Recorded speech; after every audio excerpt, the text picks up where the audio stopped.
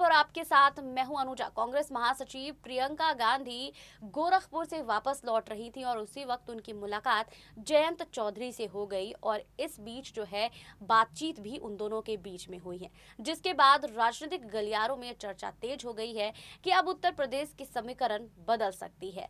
बता दें कि 2022 में उत्तर प्रदेश में विधानसभा चुनाव है, जिसके लिए सभी पार्टियां चुनाव की तैयारियां कर रही हैं। इस बीच प्रियंका गांधी गोरखपुर गई थी, जो योगी आदित्यनाथ का गढ़ माना जाता है। वहां पर जनसभाएं की और जनसभाओं में उन्हें जनता का समर्थन भी मिलता नजर आ रहा है। इस बीच कई बड़े ऐलान भी प्रियंका गांधी करती हुई नजर आई हैं, लेकिन इन सब के बीच अहम यही माना जा रहा है कि प्रियंका गांधी ने जयंत चौधरी से मुलाकात की। उसके बाद जो उनसे बातचीत हुई है, उससे उत्तर प्रदेश का समीकरण बदल सकता है और लगातार इसको लेकर कई नेताएं बात भी कर रहे हैं। इस रिपोर्ट में देखिए कि आखिर इन दोनों के बीच क्या बातचीत हुई है। यूपी विधानसभा चुनाव 2022 से पहले प्रदेश के सभी राजनीतिक दल समीकरण बनाने में जुट गए हैं। इसी कड़ी में लखनऊ एयरपोर्ट पर कांग्रेस महासचिव प्रियंका गांधी और रोलोद के जयंत चौधरी की रविवार को मुलाकात हुई।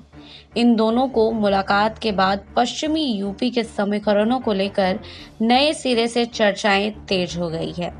लखनऊ एयरपोर्ट पर प्रियंका गांधी, जयंत चौधरी और भूपेश बघेल की वीवीआईपी लॉन्च में रविवार को मुलाकात हुई। प्रियंका और जयंत चौधरी की मुलाकात की तस्वीर भी सामने आई है। सूबे के सियासी गलियारों में आजकल रोज नई अटकलें लग रही है। प्रियंका जयंत की मुलाकात के बाद रालोद कांग्रेस के साथ आने की अटकलें भी लगाने लगी है। कयास लगाए जा रहे हैं कि कांग्रेस और रालोद साथ आ गई है तो पश्चिमी यूपी में क्या होगा। राजनीतिक पंडितों की माने तो पश्चिम यूपी के 71 में से 12 सीटें ऐसी हैं जिन पर जाट वोट निर्णायक भूमिका में है। बागपत, शामली, मेरठ, मुजफ्फरनगर, अमरोहा सहित जिलों में जाट कहीं ज्यादा तो कहीं कम संख्या में है।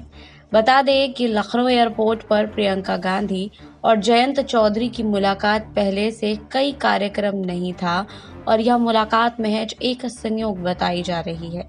प्रियंका रविवार को गोरखपुर में प्रतिज्ञा रैली कर रही थी और लखनऊ लौट रही थी, जबकि जयंत चौधरी लखनऊ में अपनी पार्टी का घोषणा पत्र जारी कर दिल्ली वापस लौट रहे थे।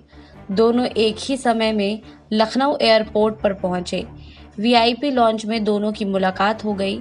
दोनों ने एक दूसरे का हालचाल पूछा और इसके बाद से सियासत तेज हो गई है। वहीं बता दें कि उत्तर प्रदेश में विधानसभा चुनाव पास आते ही यहां की राजनीतिक तापमान बढ़ती जा रही है। अब हर एक मेल और मुलाकात के मायने भी निकाले जा रहे हैं। रविवार शाम को भी ऐसी ही घटना सामने आई। गोरखपुर में जनसभा करके प्रियंका गांधी लौट रही थी और तभी उन्होंने जयंत चौधरी से हवाई अड्डे पर मुलाकात की है, जिसके बाद से अब कयास लगाए जा रहे हैं कि नई सारी चीजें भी आ सकती हैं।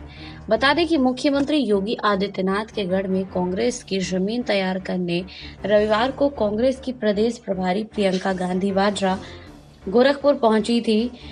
प्रतिज्ञा रैली में महंगाई और निजीकरण के मुद्दे पर सरकार को घेरते हुए कहा कि हमने रेलवे, हवाई जहाज और सड़कें दी हैं, लेकिन अब यह सब बिक रहा है।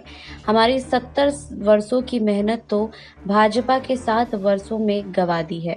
बेरोजगारों की नब्ज पर हाथ रखते हुए कहा है कि सरकारी क्षेत्र में 10 लाख पद खाली हैं, लेकिन बेरोजगारी से परेशान 3 युवा रोजाना आत्महत्या कर रहे हैं। हम सरकार में आए तो 20 लाख युवाओं को नौकरी देंगे।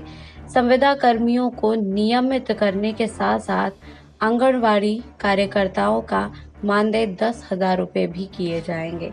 वहीं इस बीच बता दें कि स्टेज से प्रियंका गांधी ने गोरखपुर की जनता को संबोधित किया और कई वादे भी करती हुई नजर आई।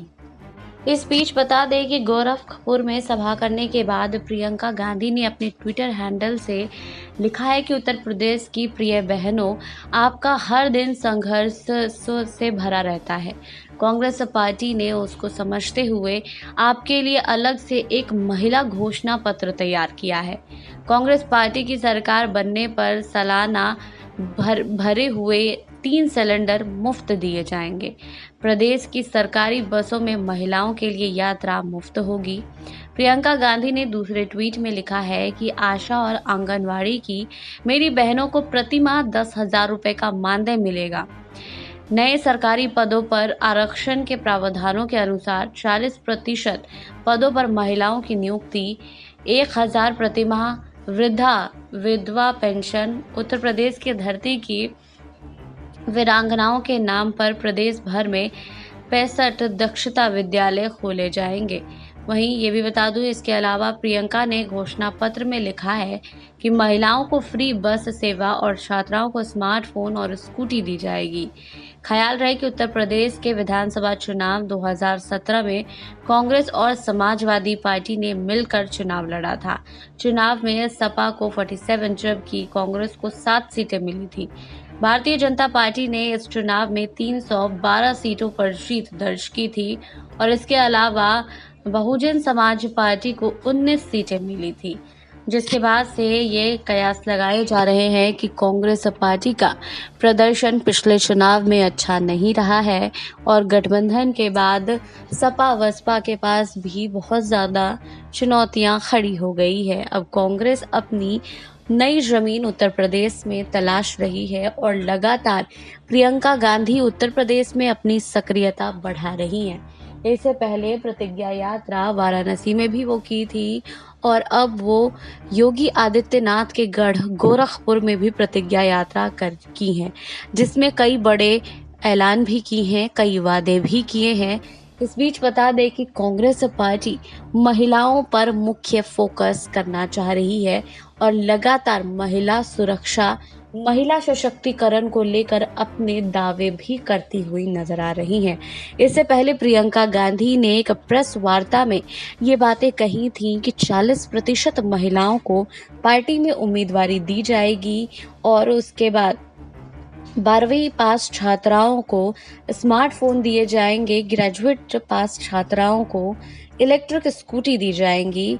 ये भी बता दें कि महिला सशक्तिकरण को लेकर लगातार प्रियंका गांधी अपनी बातों को जनता के समक्ष रखती हुई नजर आ रही हैं और सभी प्रतिज्ञा यात्राओं में महिलाओं के लिए एक अलग घोषणा पत्र भी तैयार किया गया है। इस बीच ये भी बता दें कि इस बार कांग्रेस का अहम मुद्दा, चुनावी मुद्दा जो है वो जमीनी मुद्दा ही है। महिलाओं की सुरक्षा, महिलाओं की सशक्तिकरण को लेकर एक अलग घोषणा पत्र भी तैयार कर रही है कांग्रेस पार्टी। आपको हमारी रिपोर्ट कैसी लगी, हमें कमेंट बॉक्स में लिखिए। बाकी और खबरों के लिए जुड़े रहिए SPN 9 न्यूज के साथ।